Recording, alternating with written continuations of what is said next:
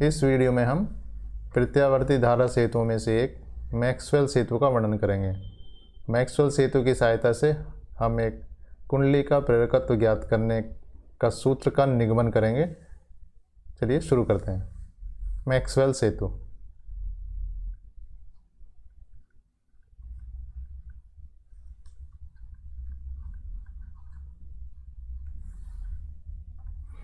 तो ये व्हीटस्टोन सेतु की तरह ही होता है, सिर्फ इसमें R1, R2, R3, R4 की जगह पर प्रतिबाधाएं लगी होती हैं। प्रतिबाधाएं का मतलब है कहीं पर R के साथ L लगा होगा, कहीं पर R के साथ C लगा होगा, कहीं पर वो R ही लगा होगा।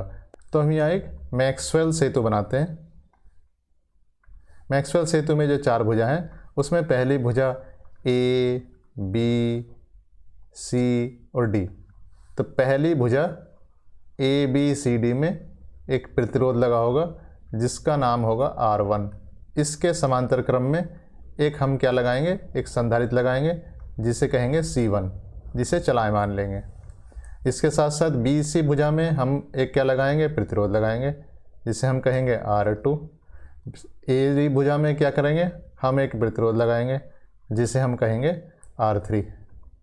जो CD भुजा है इसमें वह अज्ञात प्रेरकत्व लगाएंगे जिसका प्रेरकत्व हमें ज्ञात करना है। उस कुंडली को यहाँ लगा देंगे और इसके साथ साथ वो जो प्रतिरोध है उसे श्रेणी क्रम में लगा देंगे। तो इसे हम कह देंगे R4 और ये है वो L जिसका मान हमें ज्ञात करना है।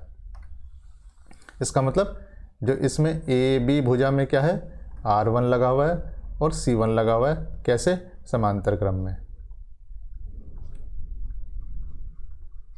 इसका नाम है C1। दूसरा BC भुजा में क्या लगा हुआ है, R2 लगा हुआ है। AD भुजा में क्या लगा हुआ है, R3 लगा हुआ है। CD भुजा में क्या लगा हुआ है, R4 और L लगा हुआ है। कैसे? श्रेणी क्रम में। अब दो जो विकर्ण हैं AC के बीच में प्रत्यावर्ती धारा लगाएंगे, प्रत्यावर्ती धारा स्रोत। और BD के बीच में क्या लगाएंगे, डिटेक्टर, या हिंदी में कह सकते हैं संसूचक लगा देंगे। तो यहाँ इसके बीच में हम क्या करेंगे, एक संसूचक लगा देंगे और यहाँ एक कुंजी लगा देंगे।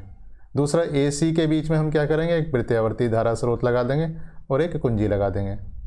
हम ऐसे कह सकते हैं कि ये कुंजी K1 है, ये कुंजी K2 है। अब देखते हैं कि इनकी प्रतिबाधाएं कितनी कितनी हैं। अगर मैं कहूँ कि भुजा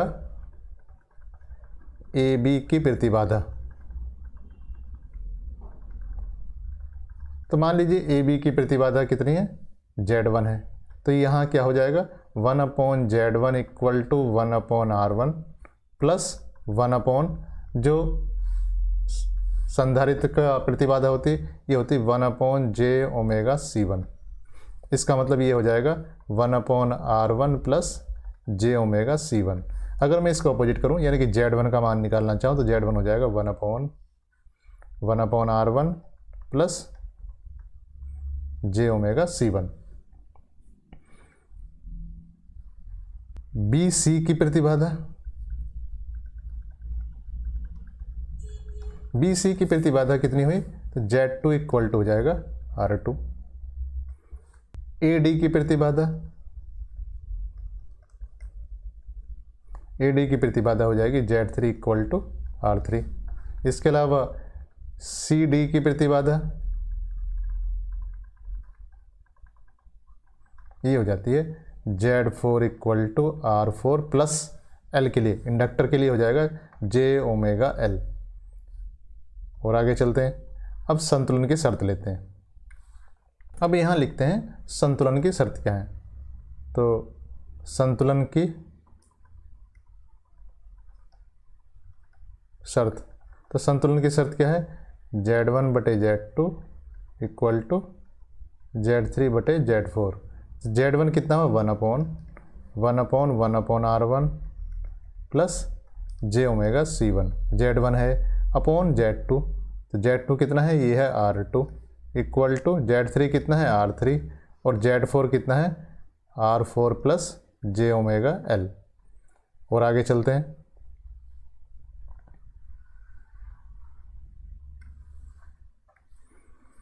अब यहाँ 1 अपॉन का अपॉन है, तो इसी ये हो जाएगा 1 upon R2 1 upon R1 plus j omega C1 equal to कितना हो जाएगा R3 upon R4 plus j omega L।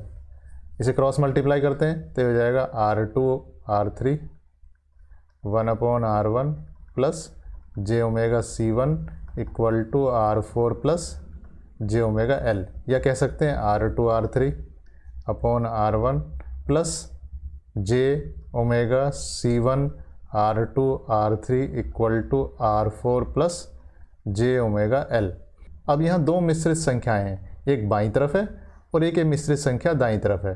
अगर दो मिश्रित संख्या आपस में बराबर हैं, इसका मतलब उनके वास्तविक मान और काल्पनिक मान अलग अलग बराबर होंगे।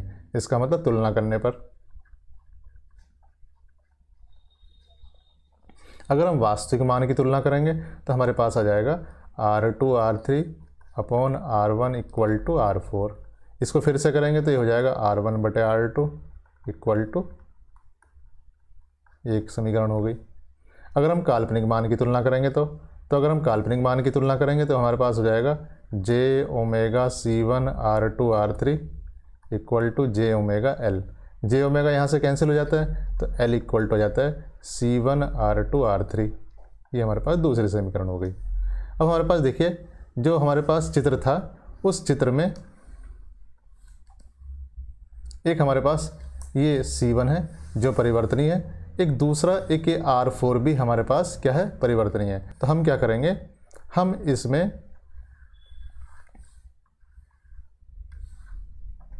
पहले इस कंडीशन को यानी कि इस शर्त को सेटिस्फाई करेंगे। हम R1 और R2 को फिक्स रखेंगे और R4 को चेंज करेंगे। इसे हम बदलेंगे।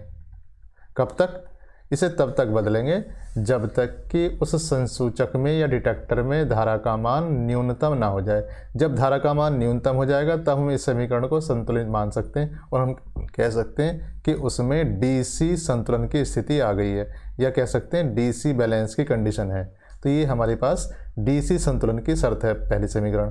जैसे उसमें संतुलन हो जाएगा तब हम क्या करेंगे, तब हम ये वाला संतुलन करेंगे।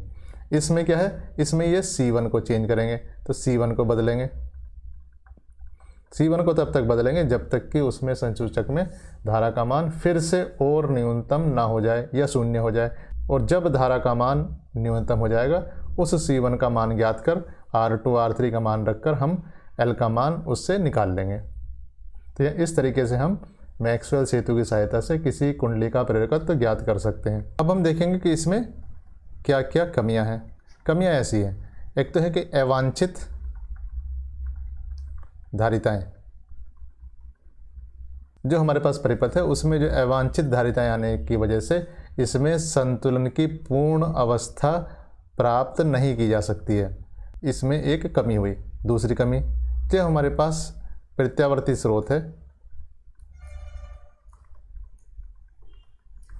उस स्रोत के सन्नादी कहते हैं हार्मोनिक। जैसे ओमेगा अगर फ्रीक्वेंसी आवृत्ति है तो 2 ओमेगा या 2 ओमेगा उसका हार्मोनिक होगा, 3 ओमेगा हार्मोनिक होगा, 4 ओमेगा हार्मोनिक होगा। तो ये प्रत्यावर्ती धारा स्रोत में सन्नादी होने की वजह से भी यहाँ पर संतुलन की अवस्था प्राप्त करना मुश्किल है, कठिन है। यही उसकी दूसरी कमी है। तो ये मैक्सवेल सेतु की 2 कमियाँ हुई। Thank you.